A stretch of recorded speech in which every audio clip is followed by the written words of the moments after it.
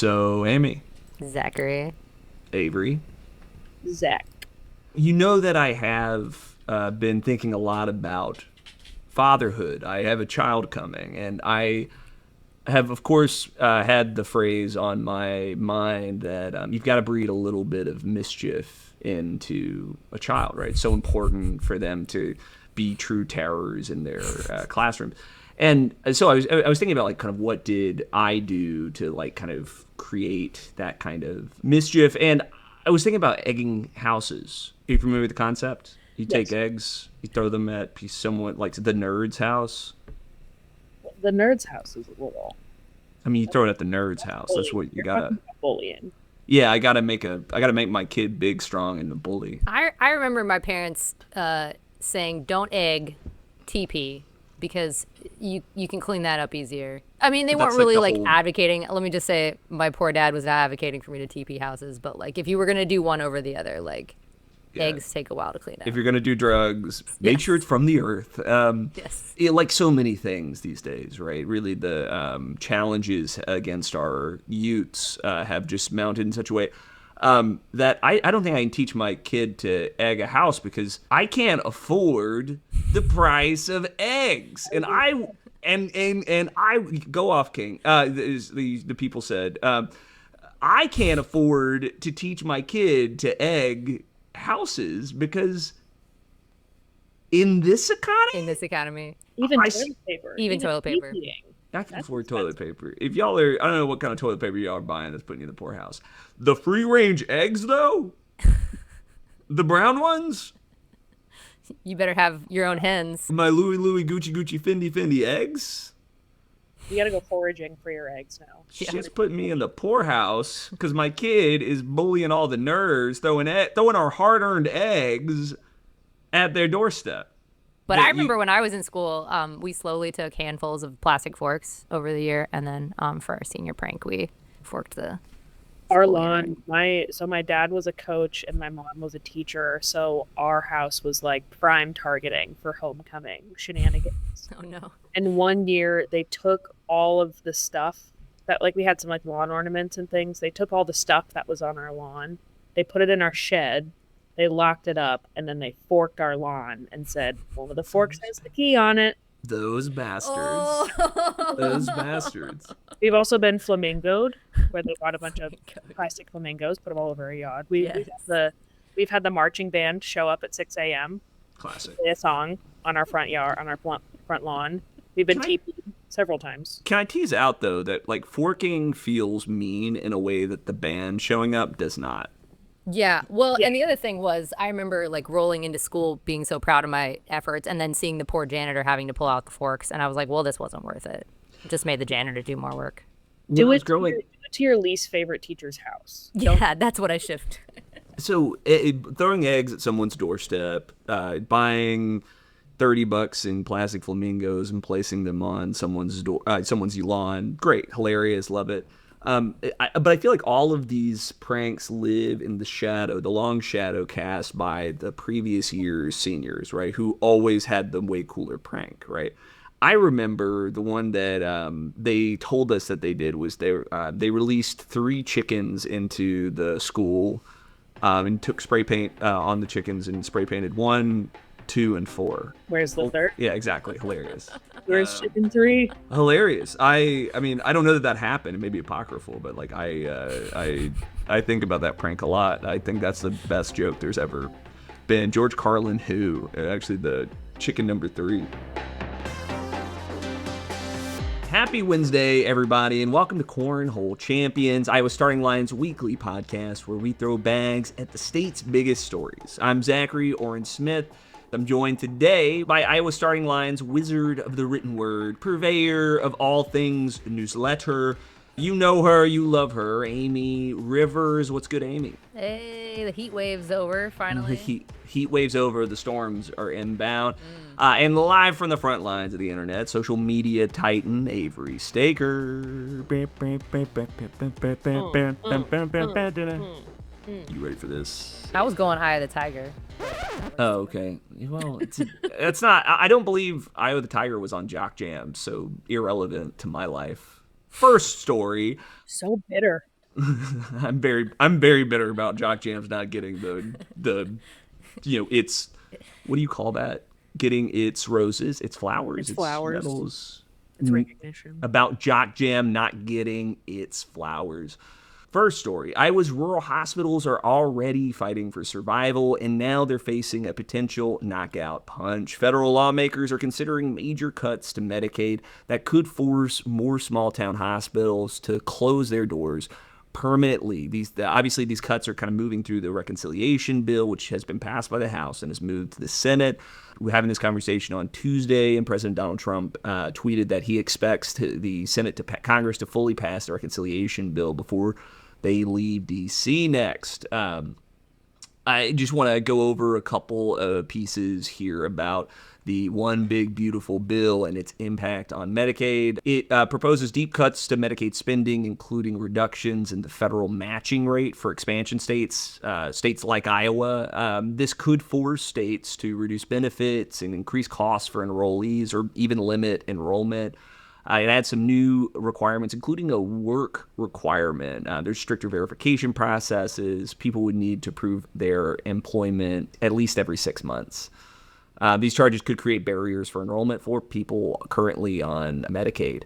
There's potential increases to cost. The bill would require states to impose cost sharing for certain services for enrollees with incomes at or above 100% of the federal poverty line. This is important since expansion, right? This allowed for folks up to, I think it's 137% of the federal poverty line to enroll on Medicaid.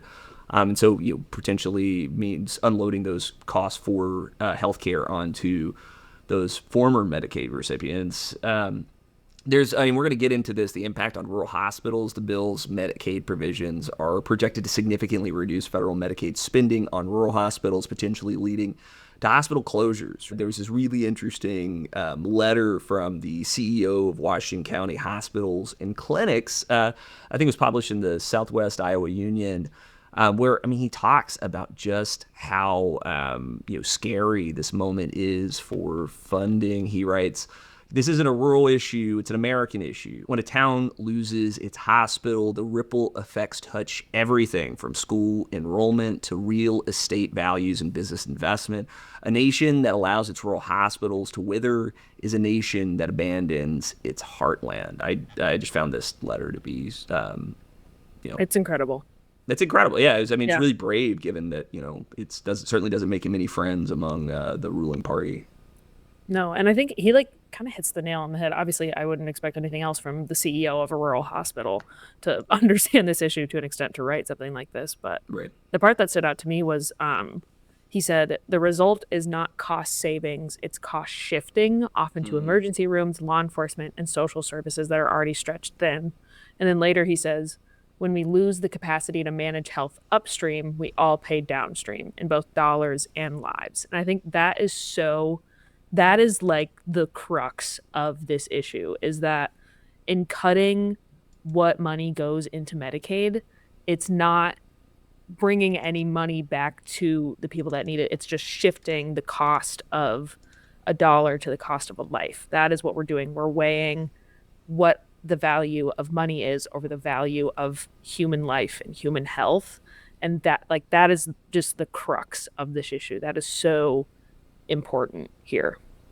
Yeah.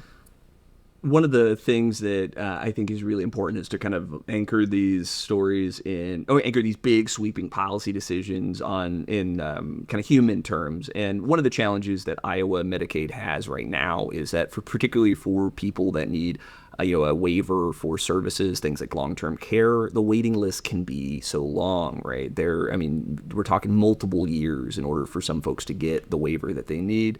I spoke with the Luckin family, a household, a mother and her son, in Sergeant Bluffs, Iowa, and here are some cuts from that interview. Sergeant Bluff. Did I say Sergeant Bluffs?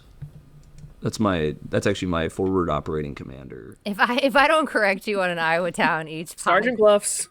Sergeant Bluffs, reporting for duty. The waiver case manager just notified me that we cannot ask for an extension. I need one-on-one care with trained professionals. While we try to figure things out, the state has only given me a month's notice. He believes they want him to go to a facility, but we found out there is no facility in our area that will take a ventilator patient.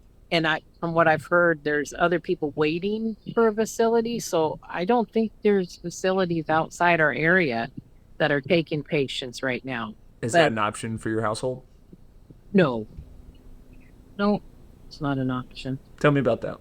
Well, Tony's had friends in facilities, and they never lived very long. It takes one-on-one care with the ventilator, and he's had friends tell him, don't go to a facility. It's not one-on-one care. They're left alone. Someone has to go take care of someone else, and it's not good. We're here, it's one-on-one. If he needs suction, he needs suction immediately, or he won't have an airway and he'll pass. So, as his mother, I mean, is that a scary proposition? Terrifying, yes. For one thing, it'd probably be far away where I couldn't keep an eye on things, and he just wouldn't get the one-on-one care facilities. He wouldn't last long. We believe there's a reason he's supposed to be here. He's outlived his disease, and sorry. Right now he's in respiratory failure, swallowing issues, digestion issues, and they just aren't going to be able to care for him in a facility one-on-one. We're just doing the best we can, and we just need a little bit of help, and that's all we're asking for. That was Tony and Lori Luckin of Sergeant Bluff. It's pretty heartbreaking. I mean, we've all read the horror stories in like Iowa Capitol Dispatch about, nursing homes and other facilities like being severely understaffed, sometimes criminally negligent. And we haven't fixed that problem. And now we're sort of like looking to make it even worse. Like, ugh. I found them through a TV station story. I'm talking about this exemption, them losing this exemption that used to grant them a Medicaid waiver. What I thought was really interesting about it was it kind of led me to kind of trying to better understand how these exemptions work in practice, right? Because you read about the long wait list for these Medicaid waivers that get people things like long-term service, the kind of service that Tony was looking to get. What's interesting about it is where states like Nebraska, states like Missouri have appeal processes for their exemptions, their Medicaid waiver exemptions. State of Iowa does not, right? You can ask for one and you can keep asking for one, but they're not required to respond in a certain amount of time. They're not required. I mean, the process is, while there used to be like a much more regulated process, changes in administrative rules have made this, have really made it a challenge for families like the Luckins to get their care. I reached out to the Iowa Department of Health and Human Services, who did not comment by press time. The other thing that gets me is like in the Gazette article, it talks to the CEO that explains the process of what's happening. Like essentially hospitals are taxed to create a federal match, and then that money is drawn down and distributed back to the hospitals to boost their Medicaid payments. So if you're lowering the tax on hospitals thinking you're going to save them money, but then the smallest hospitals go away, like, wouldn't it be better to just keep the tax so we keep more hospitals operating? Like we're lowering the tax, but we're also like starving the hospitals. Yeah, I mean, it's a problem of like we're robbing from Peter to pay Paul, right? You're not receiving the goal here, right, is for people to get the care that they need, right? For people to get the supports they need to work jobs, to care for their family members, to live a life of dignity right here in the state of Iowa. And when we take away resources from people to receive this kind of care, these are the kinds of stories that you begin hearing, right? Is the Luckins, and it's heartbreaking, right? Because this is a family that was succeeding, right? They had the care that they needed, they had the supports that they needed, and then just because of an administrative rule, right, they're suddenly booted from those auspices. They're having to consider, institutionalization and like things that clearly the family doesn't want to consider. So the proposed cuts would result in a $4 billion reduction in Iowa hospital funding over the next 10 years, potentially forcing hospitals already operating on close margins to close. And this is, I mean, because you remember Medicaid recipients are rural recipients, right? There are many people that Medicaid is not a urban policy, right? These cuts could lead to as much as a 20% decline in operating margins on average. That's across the states, and it'll be particularly harmful for rural hospitals, and particularly for Medicaid expansion states like Iowa. As these hospitals treat a higher share of Medicaid and low-income patients. So it's, I mean, I don't know, it's just this like double whammy story that for the state is something that we really have to, we should be paying attention to. And it's something that's occupying my brain quite a bit. And with that, let's take a break.